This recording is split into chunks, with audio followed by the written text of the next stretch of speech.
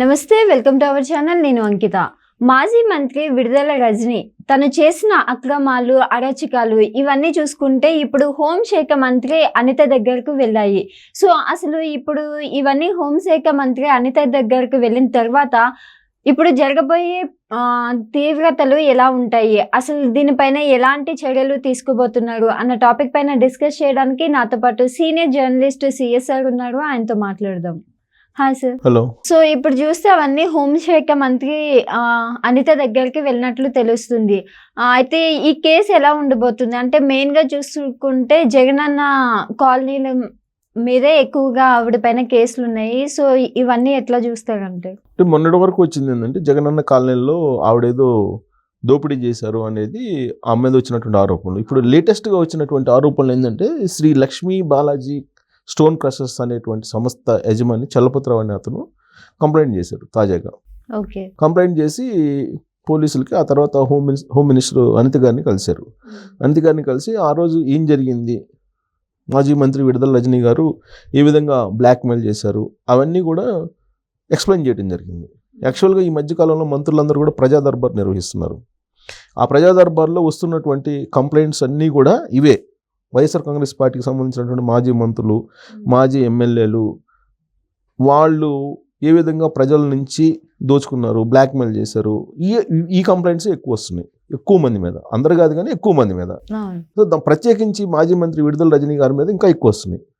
కారణం ఏంటంటే ఆవిడ తారాస్థాయిలో బ్లాక్మెయిల్ చేసి డబ్బులు సంపాదించారు అనేది ఆవిడ మీద ఉన్నటువంటి ఆరోపణ.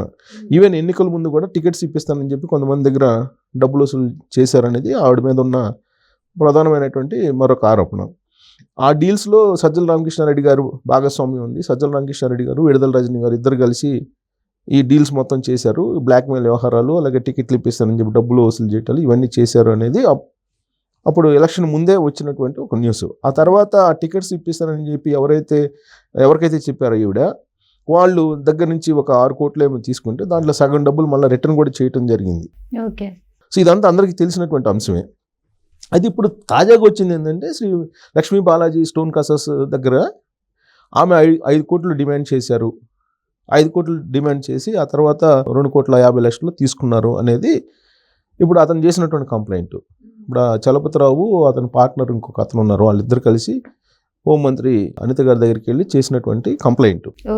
సో ఈ కంప్లైంట్ని సీరియస్గా తీసుకున్నటువంటి ఇప్పుడున్నటువంటి ప్రభుత్వం ఎంక్వైరీకి కూడా ఆదేశాలు జారీ చేసినట్టు తెలుస్తుంది. ఇప్పుడు ఆ ఎంక్వైరీ కనుక ముందుకు వెళితే, ఇప్పుడు కాదంబరి జత్వానీ కేసు ఏ విధంగా అయితే ముందుకు వెళ్ళిందో అంతే స్పీడ్గా వేగంగా ముందుకెళ్తే మరొక ఐపీఎస్ బలయ్యేటువంటి అవకాశం ఉంది ఈ కేసులో. ఆ తర్వాత ఆయన ఇచ్చేటువంటి వాంగ్మూలం బేస్ చేసుకుంటే కనుక విడుదల రజనీ గారు కూడా జైలుకు వెళ్ళేటువంటి అవకాశం ఉంది. అయితే ఆ దిశగా అంత స్ట్రాంగ్గా ఈ కేసు విచారణ చేస్తారా అనేటువంటి ఒక చర్చ ఇప్పుడు జరుగుతుంది. దానికి కారణం ఏంటంటే మొత్తం అసలు ఏం జరిగింది అనేది మొత్తం వివరించడం జరిగింది చలపతిరావు కలిసినప్పుడు ఎవరిని, అనిత గారిని. ఆయన చెప్పింది ఏంటంటే ఆయన లక్ష్మీ బాలాజీ స్టోన్ క్రషర్స్ అనేది ఒక కంపెనీ, దాన్ని బిజినెస్ నడుపుతున్నారు, క్రషర్స్ కంపెనీని నడుపుతున్నారు. ఆ క్రషర్స్ కంపెనీని నడుపుతున్నటువంటి క్రమంలో ఈమెన ఎమ్మెల్యేగా అయిన వెంటనే వాళ్ళ పిఏ, ఎవరు విడుదల రజనీ గారు పిఏ రామకృష్ణ అనేటువంటి అతను ఉన్నాడు. అతను అక్కడికి వెళ్ళారు. వెళ్ళి ఎమ్మెల్యే విడుదల రజనీ గారు అయ్యారు కదా, నీకు డబ్బులు ఇవ్వటం తెలీదా, లేదంటే నీ స్టోన్ క్రషర్స్ మూసేస్తామని చెప్పి చెప్పొచ్చారు అని చెప్పి చెప్తున్నారు. ఆ తర్వాత సరే వచ్చి మాట్లాడతానని చెప్పాను అని చెప్పి చలపతిరావు గారు ఆ స్టోన్ క్రషర్ యజమాని చెప్పారు. ఆ తర్వాత ఆయన ఉన్నటువంటి పరిస్థితుల్లో అప్పుడు విజిలెన్స్ ఎస్పీగా ఉన్నటువంటి జాషువా ఐపీఎస్ ఎవరైతే ఉన్నారో అతను విజిలెన్స్ ఎంక్వైరీ లాగా వచ్చి ఆ స్టోన్ క్రషర్స్ కంపెనీ దగ్గరికి, నీ కంపెనీ సీజ్ చేస్తాను, 50 కోట్ల రూపాయలు ఫైన్ వేస్తాను, 50 కోట్లు ఫైన్ వేస్తాను అని చెప్పేసి బెదిరించి వెళ్ళారు. లేదంటే నువ్వు ఎమ్మెల్యేతో మాట్లాడుకో అని చెప్పి ఈ జాషువా గారే సూచించారు అని చెప్పి చలపతిరావు గారు హోంశాఖ మంత్రి అనిత గారికి చెప్పినటువంటి మాటగా ఇప్పుడు వస్తున్నటువంటి న్యూస్. ఆ తర్వాత సంవత్సరానికి ఈ విడుదల రజనీ గారి మరిది అతని పేరు గోపి అనుకుంటా, విడుదల రజనీ గారు మరిది ఆ స్టోన్ క్రషర్స్ దగ్గరికి ఒక సంవత్సరం ఈ జాషువా గారు చెప్పిన తర్వాత కొన్ని రోజులకి అక్కడికి మరిది ఎప్పుడు 2021లో రజనీ మరిది అప్పుడు వెళ్ళారంట.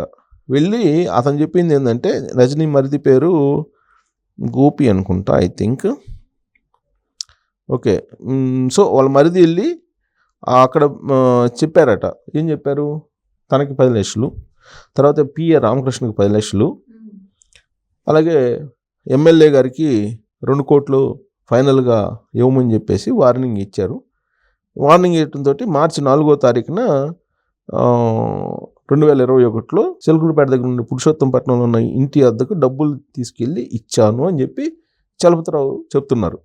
చలపతిరావు గారు చెప్తున్నటువంటి మాట. ఆ మేరకు కంప్లైంట్ కూడా చేశారు. సో ఈ మేరకు క్రిమినల్ కేసులు పెట్టి నిన్ను ఒక మూసేపిస్తాము, ఈ ప్రాణహాని కూడా ఉంటుంది నువ్వు కనుక ఈ డబ్బులు ఇవ్వకపోతే అని చెప్పి చెప్పారు. అందుకే నేను ఇవ్వాల్సి వచ్చిందని చెప్పి ఆయన రాసినటువంటి ఫిర్యాదులో పేర్కొన్నారు.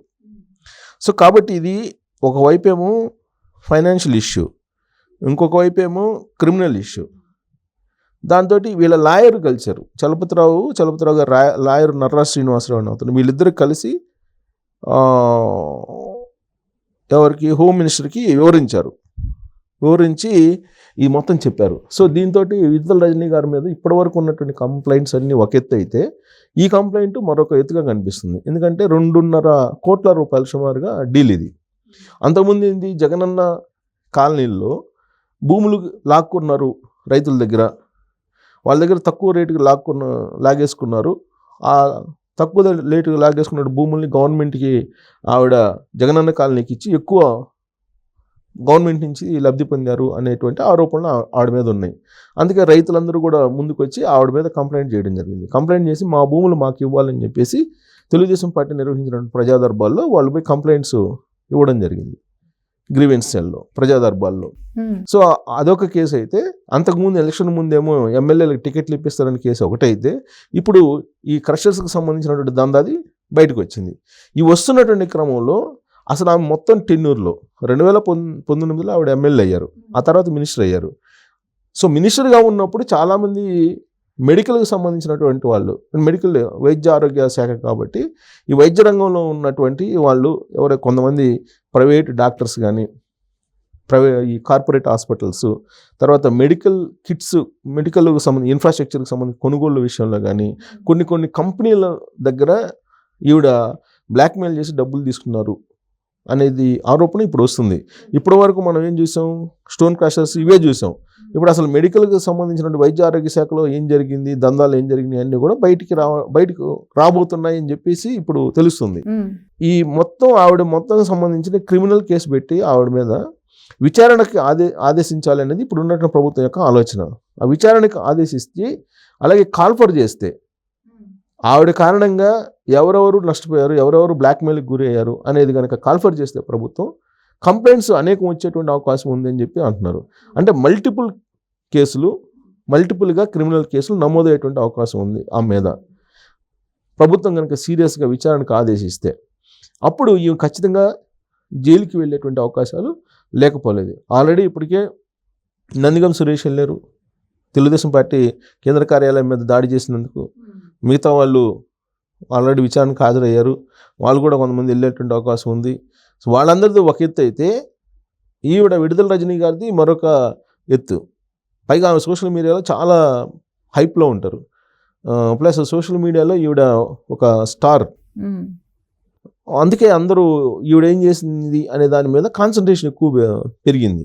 సో ఇప్పుడు ఆ కాన్స్టిట్యున్సీలో చిలకలూరుపేటలో కానీ, లేదంటే గుంటూరులో మొన్న పోటీ చేసి ఓడిపోయారు, అది వేరే విషయం. చిలకలూరుపేటలో ఆవిడ ఎమ్మెల్యేగా ఉంటూ, మినిస్టర్గా ఉంటూ, తర్వాత మినిస్టర్గా ఉన్నప్పుడు గుంటూరులో కూడా కొంతమంది కాంట్రాక్టర్లు, బిల్డర్ల దగ్గర నుంచి, వ్యాపారవేత్తల దగ్గర నుంచి చాలా డబ్బులు వసూలు చేశారనేది ఆవిడ మీద ఇప్పుడు వస్తున్నటువంటి ఆరోపణలు. సో కంప్లైంట్స్ రూపంలో వచ్చినాయి ఇప్పటివరకు ఇవి. రాబోయే రోజుల్లో మరిన్ని వస్తే కనుక క్రిమినల్ కేసులు విచారణకు ఆదేశించి ఆ మీద సీరియస్గానే యాక్షన్ తీసుకునేటువంటి అవకాశం లేకపోలేదు. Okay, thank you sir. Thank you.